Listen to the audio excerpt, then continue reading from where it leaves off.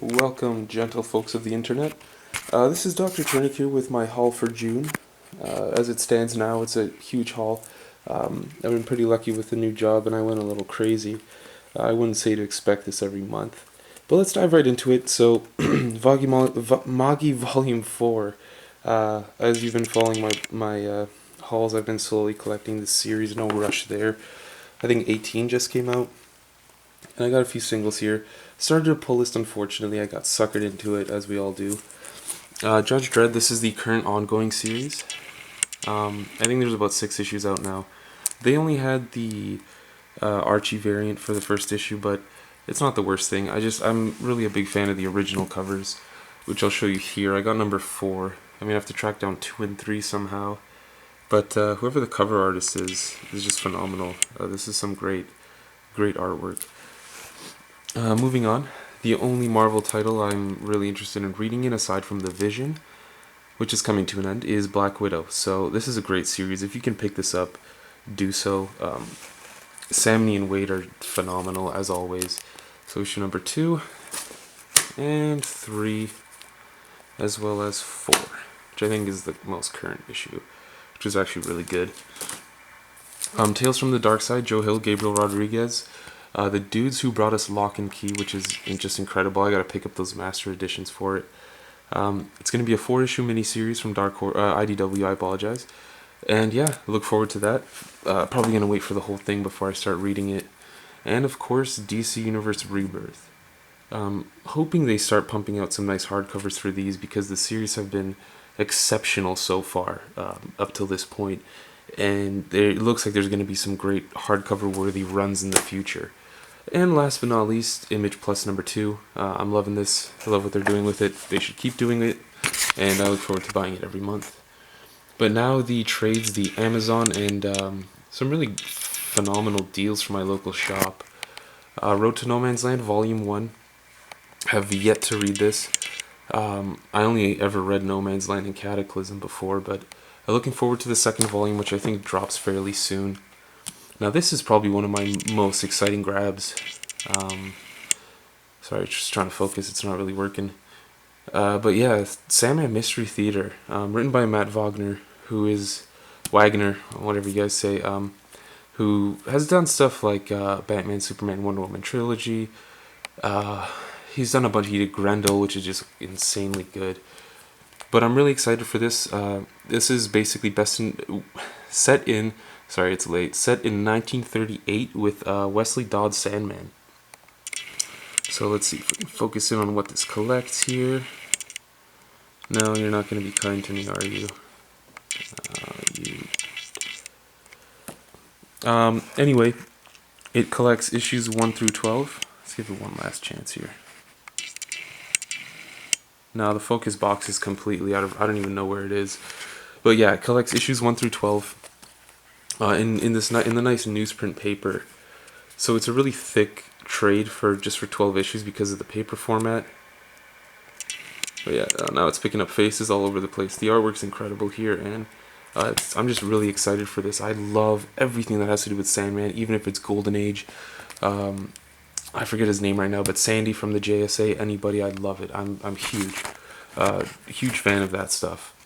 52, so this is actually the newest, this is like the 4th iteration of trade paperbacks, the super thick ones. There's only going to be 2 of these. So this collects 26 issues, which is insane. And I think, let's check out the retail price here. Yeah, it's probably not going to focus. I need to get Magi out of the way here because it's picking up faces over there. But it collects 26 issues, retails at $41.99 Canadian, which I probably shouldn't say, since no one's a Canadian. All right, I'm sorry guys, and $34.99 USA. But for 26 issues, good bang for your buck. There's going to be another one coming out later this year. Some pickups at my shop actually, which has like a 50 to 75% off multiple shelves, and I got a bunch of hardcovers from there. So. Marvel Boy by Grant Morrison, illustrated by J.G. Jones, who he did Final Crisis with. I still haven't read that, but I'm very excited for it. Picked these up. Most of these were like $5. No Hero by Warren Ellis from Avatar. This was an interesting read. I highly recommend it. It's very mature though, extremely mature. But check it out if you can. Earth 1, Superman. I want to pick up the rest of these. And this purchase was sort of motivated by another purchase here. This is actually from Amazon, but yeah, I'm sure most of you have read this. Wolverine Not Dead Yet by Ellis and Yu. Again, 50 to 75% off. It's 4-issue story arc. It was pretty good. I enjoyed it. Leaving Megalopolis. Have not actually read this yet, but this is a Gail Simone story. And I believe the sequel is going to be coming out later this year as well, called Leaving Megalopolis, Surviving Megalopolis. So I'm really excited about that. It's a Dark Horse, I believe. Yep. Really excited about the next one. And this purchase, these next 3 books are what influenced me to pick up JMS's Superman Earth 1. And it's Supreme Power. This is a Marvel Max title. Each of these collects 6 issues, but it was really good. It was about Squadron Supreme, which we're seeing a lot more of now again in the Marvel universe. There's the Squadron Supreme Classic Omnibus coming out soon, which I'm probably going to pick up. But this was a fantastic read. It's kind of a slow burn at the start, but oh my god, the ending, the payoff at the end is phenomenal. It ran for 18 issues. As you can hopefully see here. No, I lied to you again. I apologize. It's just picking up faces all over the place. Gary Frank's artwork is getting picked up. But yeah, JMS writing, Gary Frank on art. Can't go wrong. It's a phenomenal read. There's also a Hyperion spin-off, which apparently continues the series, and a Nighthawk one by Daniel Way. I'll probably pick those up because they were 50% off as well. Just clean up my pile here. Alright, now the big boys. So, we stand on guard. I am located in Canada, and this was kind of a no-brainer. This was great. 6-issue limited series. Sort of became a limited because sales weren't high enough, but it is really good. Steve Scroce, I think is how you say his name. His artwork is just, drool-worthy. It's beautiful. Absolutely gorgeous book. Pick that up if you haven't yet. So I got this Moriarty book for $10 on Amazon. It was extremely discounted. I haven't actually read it, but it was an Image title. And I apologize if my voice is a bit off. I am feeling a little under the weather. But yeah, I picked this up for like $10. It was crazy, but I'm going to read that soon. Don't know much about it, sorry. Lazarus, the second collection, not much needs to be said about this. Lazarus is by far one of the best Image books out right now, for sure.